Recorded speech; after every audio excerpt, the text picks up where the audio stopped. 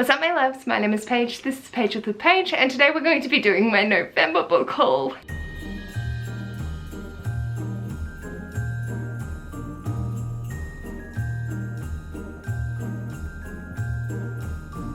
Hello! So, this is my November book haul, and the month before Christmas, I acquired 23 books. Ha!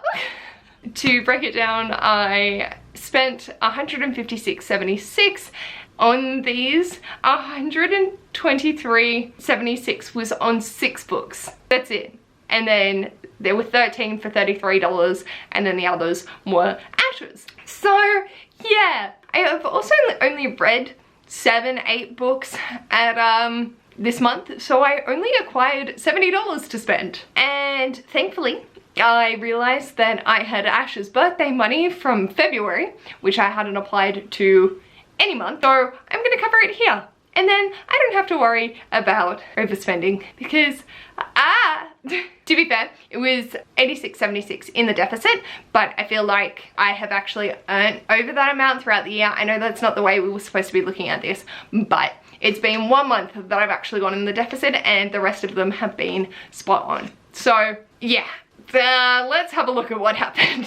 So the first 2 I found in an op shop for $2 each, and that is Robin Hobb, The Dragon Keeper and Dragon Haven. So these are 2 more Robin Hobbs. I'm just collecting their work, so I thought, you know what, for $4, let's get them. Then I found Untamed by Glennon Doyle, and this book has constantly been catching my attention in Kmart, and I never picked it up. So when I saw it for $4, I decided to grab it. Then Ash and I went to an author event. So we both got copies of Chris Flynn's Here Be the Leviathans and Mammoth. So these are all signed and personalized to Ash and I, which is lovely. The reason we bought so many copies is because I said to him, if I read this and break the spine, will you cry? And he said yes. So I was like, okay, I will get my own. So there's some books. Then we went to a book fair. And this is where everything's wild in terms of quantity. The first 2 are going on Ash's shelves, and that's The Slow Regard of Silent Things by Patrick Rothfuss. He was interested in collecting all different kinds of this series because it is his favorite. So we saw this and picked it up. He also found a matching edition of Mammoth. I'm aware. So basically for him, because these are in the shorter format, he doesn't like how it looks on his shelves. So when he saw this copy that isn't personalized and also a really cool funky edition, he was like, yep, I'm gonna grab it, and then it matches to that one. That's where that comes into play. Then I decided I want to build up a collection of memorable childhood books. So I found Max Remy Super Spy, which is the first in the Max Remy series, and I was so excited. And this is by Deborah Abella. And so when I saw this and number 5, I was like, yeah, okay, we're getting this. So I'm now creating a like childhood favorites, sort of spark my memory. And as I read through them, I can unhaul them again. And since they're from op shops, it doesn't matter too much, but I wanted to get them and see if I still love Max Remy as much as I remember loving as a kid. In the same vein, I got I'd Tell You I'd Love You, but then I'd Have to Kill You by Ali Carter, which is the first in the Gallagher Girls series, and I adored this as a kid. I really wanted to be a spy, and I think I have book 3 as well that I bought earlier this year. So I was seeing them, I was like, oh fuck it, let's do this. And then the last one that I found was Letters from the Inside by John Marsden, and I think this traumatized me. So I've got a collection of John Marsden's other works, and I've really enjoyed what he's written. I'd like to reread this through an adult lens because I feel like it's going to be super intense in comparison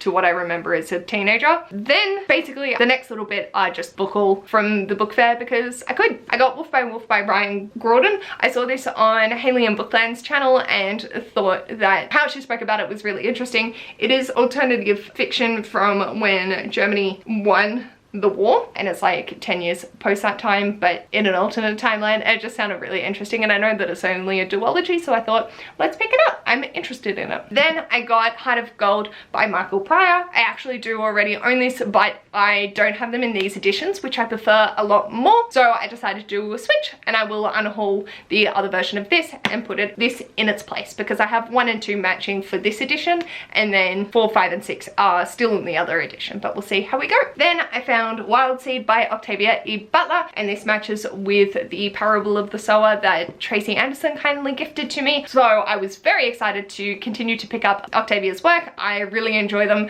and so I just am happy to pick up anything and just roll with it because I think it's really interesting. Then I found Heart of Brass by Felicity Banks, and I would like to do a giveaway of this on my channel. I'm not sure how, but it is signed by Felicity, but not personalized. I thought it would be really cool if someone just fell in love with this series as much as I have, and so I'm figuring out what the fuck I'm going to do with it. If you're interested in this, let me know, because I definitely would love to put this into the hands of someone that is interested in picking up this series, because I think it's fantastic.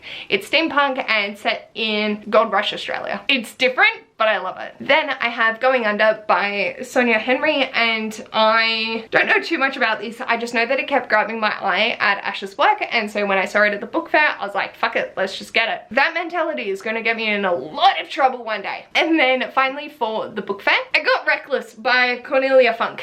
This is already going to be on hold. I didn't realize at the time I love the Inkheart series, and I got this home and I was like, yeah, this looks funky, like I can get down with this. And then I looked on Goodreads, the third book's never been written, and I ain't doing that to myself. I'm not starting this knowing full well that chaos is going to come for my soul because it's not finalized. So I'm leaving it as is. I'm gonna put it back out in the world and hope someone else can hurt when they realize that that's the case. Then I just decided to go into Collins and do a little book spree, and this again is where most of my spending has gone. First I got Is Bunny by Mona Award. I've been waiting for this to come in. I'm so excited to read it. It seems so twisty and weird, and I have no idea if I'm gonna love it or hate it. So yes, I was very excited to see it in Ash's bookstore, and so I picked it up. Then I got Penguin and House Volume 1 by Aikido Idea.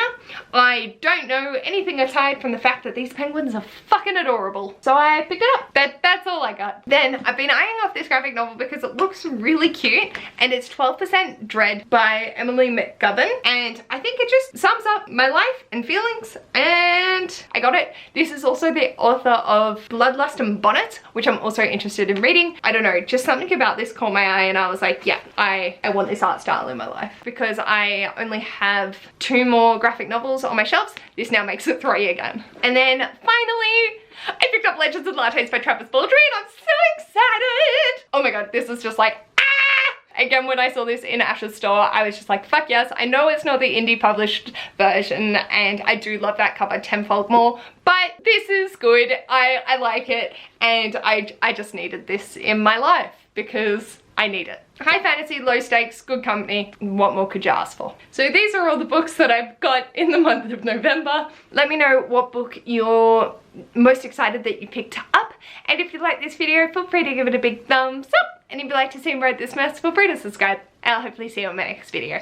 Bye!